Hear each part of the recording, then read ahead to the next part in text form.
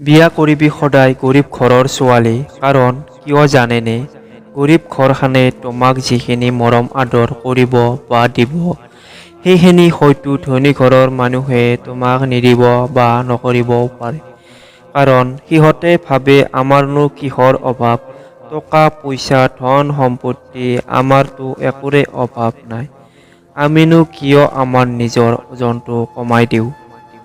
আমাৰ ওজনটো কমাব নোৱাৰা, সিহঁতে সিহঁতৰ ওজনটো কমাব নোখোজে, আৰু যেতিয়া জোৱাইক আহিব তেতিয়া সিহঁতৰ খুৱাবলৈকো চব্জি নাথাকে, লাষ্টত কণীৰে খুৱাই পঠাই। দেখিবা যেতিয়া গৰীব ঘৰৰ জোৱাইক আহিব তেতিয়া সিহঁতৰ কি খুৱাও কি নোখুৱাও আলেনি লাগি যায়। হাঁহে খুৱাও নে পাৰই খুৱাও নে পঠাই খুৱাও আলনি লাগি যায়। সাৰথি নাপাবও পাৰ, কিন্তু মৰম আদৰ পুৰা পাব।